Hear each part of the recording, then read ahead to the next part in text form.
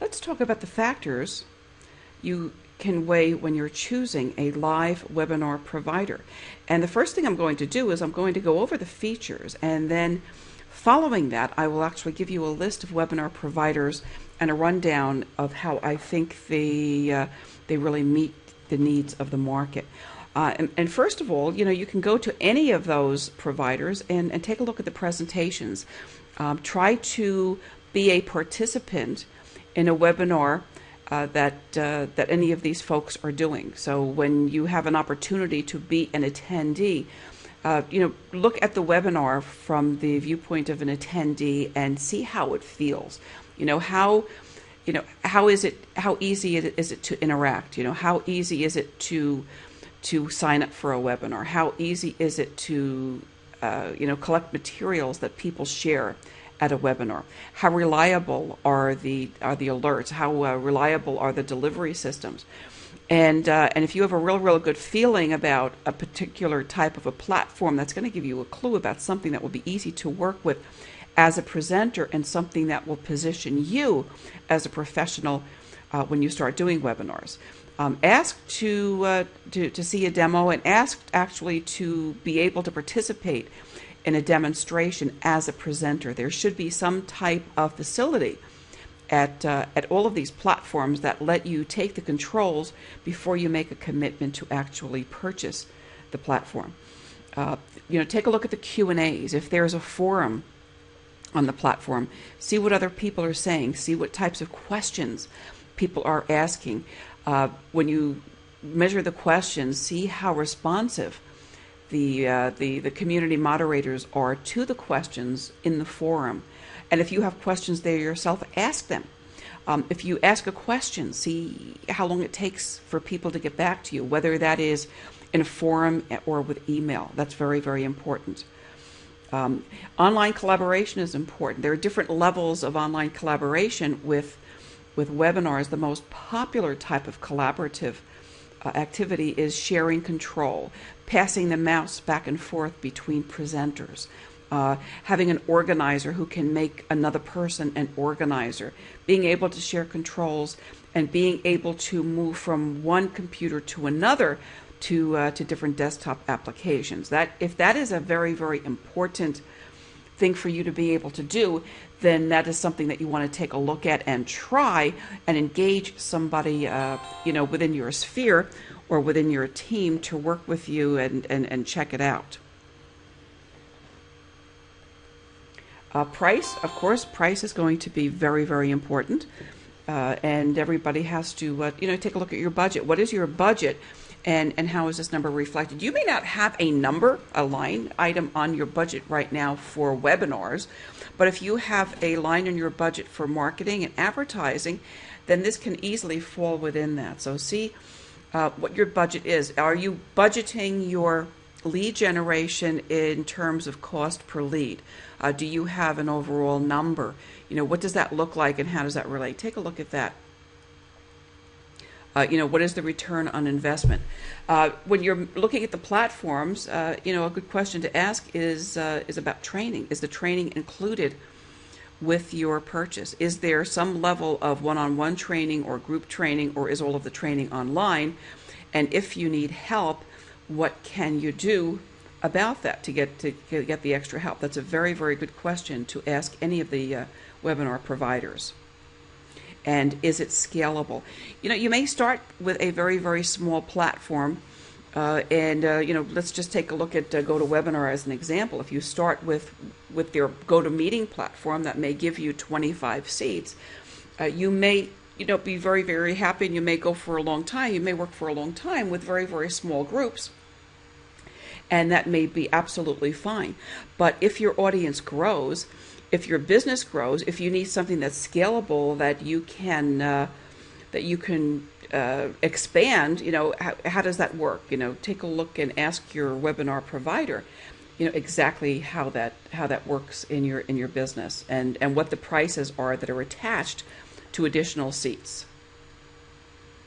How easy is it to use? This is very, very important. Webinars are pretty easy. You don't really need a whole lot of advanced tech savvy, but you who is using it and what is the level of expertise of the people who are going to be organizing, setting it up, and presenting? Are you going to be presenting? And what is your level of expertise? Some of the platforms are very, very intuitive and easy. Some of them, have a lot of hiccups. Again, you really, really want to get behind the wheels and try anything, even just to demonstrate it to yourself before you make a final commitment. Customer support is very, very important. Is it included? That's a good question to ask. Some people will include support, or some webinar companies will include support across the board. Some of them have support at different price points, and some of them have different levels of support. What are your must-haves in terms of the features? Make a list of your must-haves and make sure that the platform that you decide to work with has all of that. And also double check and make sure that that they have the security that you need for the type of webinars you're going to do, whether those are sales webinars or training webinars, meeting webinars. Security is very, very important. Let's go over the list now. Let's talk about some of the leading platforms and how they work. GoToWebinar is the one I think most people are familiar with in the real estate industry, because that's the one most real estate vendors and most real estate trainers are using. GoToWebinar lets you really scale a large audience. It lets you talk to a very, very large audience. You can get GoToWebinar platforms starting at about 50 seats to 100 seats to 500 seats to 1,000 seats and more. Of course, the price is going to increase and go up, with more seats, but it's very, very scalable. It's the one that most people use. GoToWebinar has had a little bit of a checkered history. But they are really, really coming along. They've done some really, really great stuff. They have a sister platform called GoToMeeting that is designed for smaller groups, up to 25 or so. Very, very cost effective. You can use them for meetings. You can use them for trainings. And if you have the kind of a webinar outreach program with consumers that it really is only going to have small groups, then GoToMeeting may be all you actually need moving forward. WebEx has been the gold standard of webinar training and webinar platforms forever. For a long time, WebEx was really cost prohibitive, and that was the biggest problem because they never really had a problem in terms of quality. This is a global company. They have all the bells and whistles, and right now I'm working with a beta program for WebEx that is very, very promising, great for recordings, very, very reliable, very easy to use, and definitely worth checking it out. Yugma has a free platform and a paid platform. Yugma has a free platform for small use, and it's kind of a neat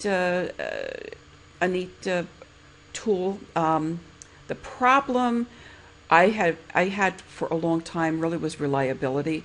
So I don't think the free platform is something you want to use if you're going to be, doing anything that's really important, because you can't afford for it to be going down.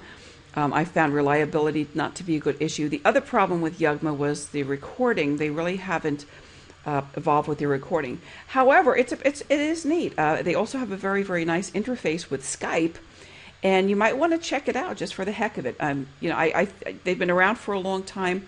I confess I haven't, played with it recently. I've been very, very busy, but it definitely is worth something to worth looking at. Live Meeting is a Microsoft product. I see Live Meeting mostly in the government arena. I see some of the government agencies using Live Meeting on a large scale with very, very big audiences. They seem to do a really good job with recordings. They're very good with with live presentations. Incidentally, GoToWebinar, GoToMeeting, WebEx, and Yugma will let you work with PowerPoint presentation, with the animations that you see, and with live on the web presentations. You go live on the web. When I talk about animations, I'm actually talking about bulleted web points that come in one at a time. A little bit of flash here and there. Some animations with illustrations and pictures and things like that. So that's kind of neat. AnyMeeting is a free platform. I mention that because I see some popular coaches and vendors in real estate starting to use that. They have a free version and a paid version. The free version is actually good for as many as 200 people in a setting, and it seems to work very, very well, and very, very good recording abilities. The problem that I see with that is that it is supported by advertising, and I just have to wonder how professional it really looks to be doing a webinar and a large webinar on a free platform that is very obviously a free platform. I think it makes a statement. I'm not sure that's the wisest thing to do. However, it's a neat platform, and they do a really, really good job even with a large group. So if that's something that doesn't trouble you, then you probably want to take a look at that. Instant Teleseminar is another really good platform, and it's very, very cost competitive. It's very easy to use. Of all of them, I think that Instant Teleseminar may be the easiest to use. It works with PowerPoint presentations or other documents that you upload to the web first prior to the actual event. So you cannot use PowerPoints with animations, and you can't go live on the web. They offer instant playback. They also have a corresponding teleseminar program. Some people use that, mostly for the teleseminar use. As soon as a presentation is finished, it's live, and it's very, very, very, very good. So that may be something you want to take a look at. There's actually a workaround to the animation issue that used to trouble me when I was using it, the fact that I couldn't make my animations work, but I'll show you what I mean by that. I'll do a quick video that shows you a workaround to the Instant Teleseminar lack of animation with a PowerPoint. Skype. Yeah, Skype is an interesting platform. Skype gives you the ability to have group meetings, and if you're going to be doing small presentations that aren't real big, you might want to just give it a shot. Skype gets a little squirrely sometimes, and even when you have a really, really good connection, or you think you have a good connection, things happen. And Skype is not perfect, but I think that you can expect some forgiveness from your audience who are Skype users, because everybody who uses Skype understands that Skype has some issues. So it may be something that you want to use as an experiment. Additionally, Skype and Yugma have an interface, and they work very, very well together sometimes. When they work well, that's dynamite. I think that's a platform that Oprah was using, that combination of Yugma Skype. Some time ago when she was doing that book club or whatever she was doing online, she had an enormous audience, and that was a Skype Yugma configuration. So that's something to take a look at. And again, that's it. There's one more, and that would be Google Plus, and Google Plus lets you do Hangouts. So you can actually go and hang out in Google Plus, and give that a shot and see how that looks. So there you go. I'm going to have links to everything down below the video. So if you want to try any of these, let me know how it works out. If you have a place to leave comments, if this is appearing in, I'm going to be posting this in a couple of different places. So if this is appearing somewhere where you can leave a comment and you find something interesting on one of these platforms, and you would be kind enough to share it with us, we would sure appreciate it a whole lot. Thanks a lot.